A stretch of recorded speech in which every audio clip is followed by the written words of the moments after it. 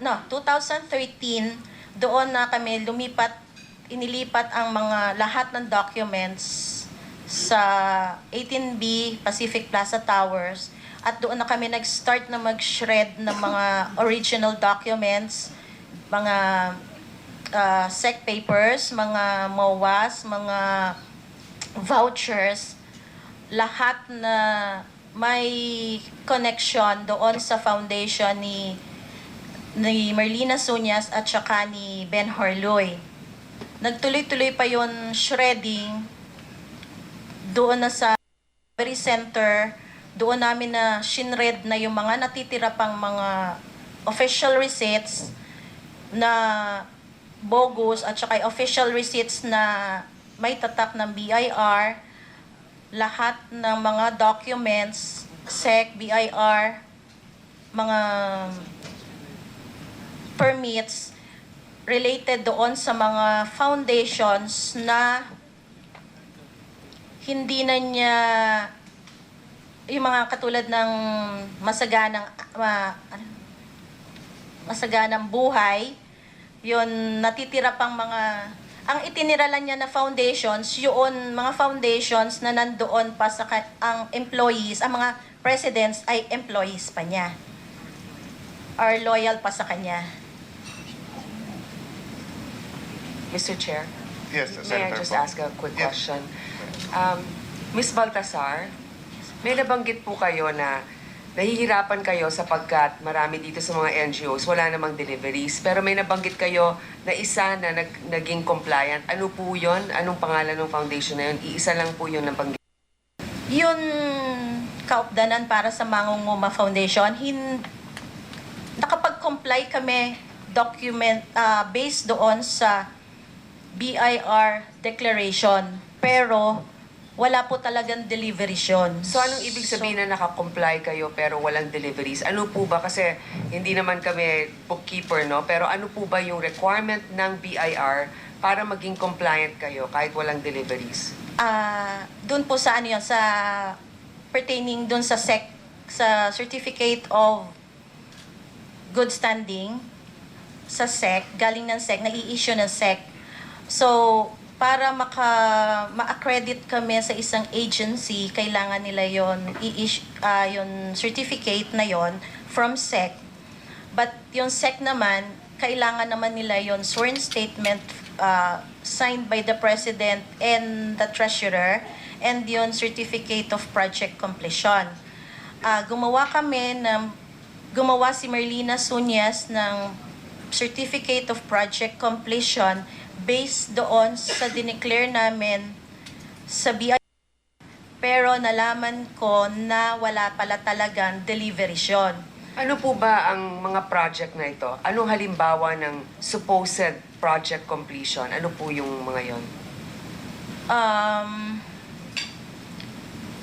Agricultural supplies, yung mga kits nila, yung mga fertilizers, So yung mga ganun po. sprayers. Tapos nung sinabi din po ninyo na nagsira na rin po kayo ng mga dokumento, ano? Ito naman po ay ibang aspeto sapagkat napansin ko ang mga Pilipino talaga merong kakaibang pagiging loyal din sa mga nakasama. Kaya minsan, kahit na agrabyado na, nagtitiis, ginagawa, natatagalan bago tayo bang parang umaalsa at nag-iisip, ba't natin ginagawa to? Nung kayo ba ay inutusan na magsira nun, bago pa nangyari yon, alam na ninyo na parang may mga anomalya, hindi po ba? Meron na po. Alam ko na po yon na meron ng anomalya. Kasi doon na po na yung nag-start na yung detention ni Benhar. Kasi nag-start naman kami ng 2013, January 2013. So, Benhar was already detained. Si Merlina Suñas, wala na po rin sa amin. So, lahat ng documents related doon sa kanilang foundation, pinashred na sa amin. So, di ba ginawa niya rin po yun? Parang pumirma kayo na ikaw ang isang pinuno ng isang foundation, sinama mo yung pangalan ng mga anak mo. Hindi po ba kayo nakaranas ng takot at awa rin, ano, para kay Ben-Hur at para rin po sa inyo? Dahil nga, wala naman kayong kinalaman kung ano na nangyari dun sa mga napirmahan ninyo, pero alam mo, nandun yung pangalan ninyo. Noon pinapirma po, kasi wala po akong alam talaga na mangyayari yung ganito. So, nung lumabas na lahat yung scam na yan, yung mga reports na yan, natakot na po ako. Kasi, pinangakuan kami ni Madam Napoles na bibigyan kami ng mga lawyers, huwag kaming mag-aalala, aayusin niya muna yung sarili niya bago kami ayusin. So, sa dami, alam namin na marami connections. So, sa dami ng mga connections, medyo kampante kami na matutulungan niya kami, malulusutan namin yon. Sa tagal ng paghihintay namin na nandun kami sa South Garden, Pacific Plaza, from July to August, wala siyang naibigay sa amin na lawyer. August, nung nagtago na siya, may prinisent sa amin na isang lawyer, si Cheryl Jimenea, na ang sabi sa amin, wala naman daw kaming galit kay Madam Napoles para kami matulungan ni Madam, ididiin namin si Ben Horloy, na siya lahat ang nag-convince sa amin, siya lahat ang gumawa lahat ng mga foundations na yan para maalis talaga yung pangalan, walang connection from the foundations to Janet Napoles. Alam niyo po, ma'am, ito tinanong ko na rin po noon, ito kay Mr. Luy. Gusto ko rin pong tanungin sa inyo, dahil parang ang hirap din nyo, kayo din, Miss Sula, matagal na kayo doon. Alam ko, ang hirap mag-comply, ang daming lupain, ang daming gagawin, mga fine-fake na mga resibo. Magkano po ba ang naging kompensasyon ninyo? Nung nag-umpisa kayo ng 2006 hanggang sa natapos kayo doon, magkano pong binabayad sa inyo buwan-buwan? From 2006 to March of 2011, tumatanggap po ako ng 8,000 a month kasi hindi ako regular. Every Wednesday lang po ako. So, noon April 2011 up to July 2013, 45,000 po a month. Then yung half month ko ng August, yun lang ang nakuha ko po. Maraming salamat po. Meron pa pong mga ibang dapat talakayan. Yeah. We will give all the senators a chance to ask the questions after the matapos natin yung mga salaysay ng mga whistleblowers ng witnesses. So, ma'am.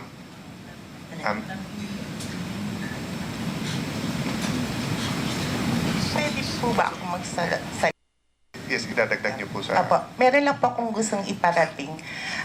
Noong pong September 20 to August 28, noong time po na nakipagkita kami kay Secretary Dilima, pagkaalis po niya, tinawagan po ako ni Miss Janet Napoles. At ang sabi niya sa akin, "Baby, huwag kang tumalikod. Pakiusapan mo yung mga kasama mo ngayon dyan. Kahit anong mangyari, kahit maubos ang pera ko, sama-sama tayo.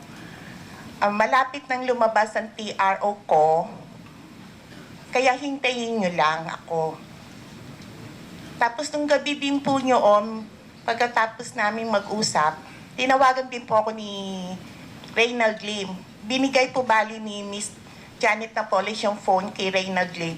At sinabi po ni Mr. Reynald Lim, "Baby, kilala mo naman ako, hindi ako sinungaling. Pag sinabi ng ate ko, talagang tuto pa rin."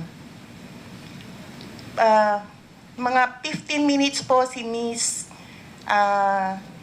Cheryl Jimenez po ang tumawag sa akin. At sinabi niya na kung pwede magkita kami sa isang lugar. Ang sinabi ko lang po sa Trinoma.